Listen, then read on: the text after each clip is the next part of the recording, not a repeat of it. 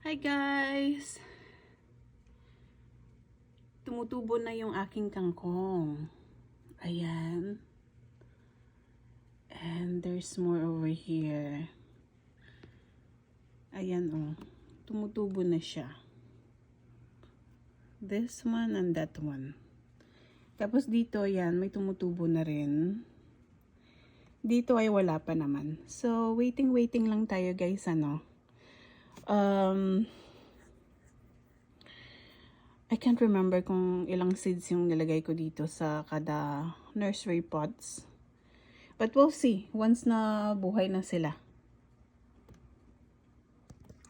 So exciting. Tsaka yan na yung mga iba kong mga pananim. Mga seedlings pala. So yellow echinacea. Yan yung kale mix. Kale mix sa likod. And then lemon na binuhay ko. And then yung cornflower guys, ayan. Tumutubo na sila. How exciting. So like I said before, pag nagdidilig ako dito sa seeds ng cornflower, mga madalang lang guys. At least mga every 3 days or every 4 days. Kasi pag lagi mo siyang dinidiligan, masisira yung seeds, hindi natutubo. So as you can see, ayan naman yung iba kong mga seedlings. Hopefully by next week, ililipat ko na sila sa kanilang individual nursery pots. Yung mga nursery pots na ililipat ko, kung saan ko sila ililipat doon, mga ganitong sizes guys, oh, na nursery pots. So, kada isang seedlings, isa.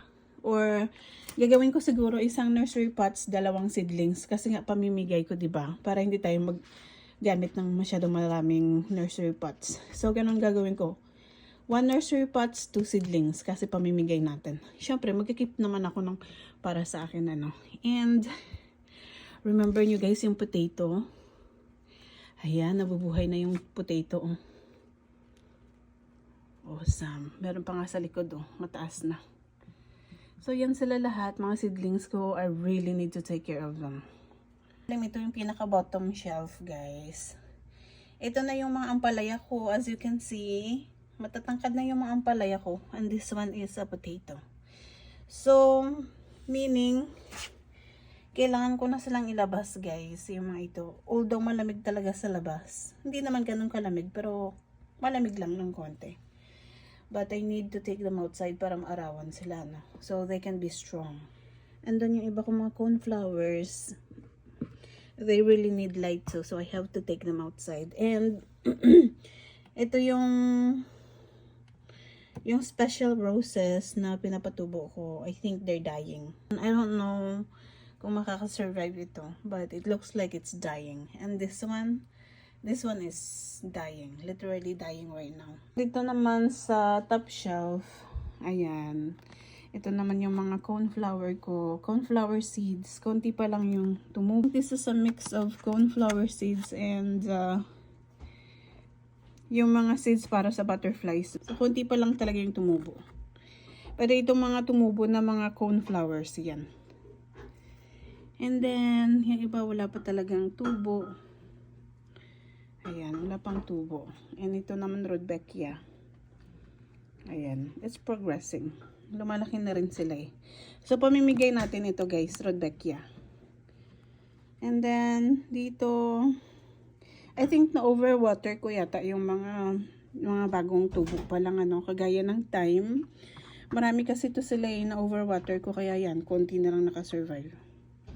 And then, cilantro, na overwater ko lang, na overwater ko rin, so konti na lang yung nakasurvive.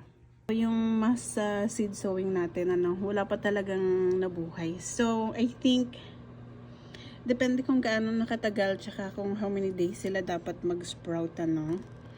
Ibig sabihin, hindi na sila tutubo. So, we'll see. But ang celery, they are sprouting. Ayan, no, maraming celery.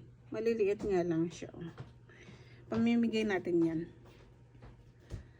And then, most of these, wala talang tumubo pa. So, we'll see guys. I think this seeds over here is a pass. So, Kung wala mang tumubo ay okay lang, at least guys, nag-try tayo, 'di ba?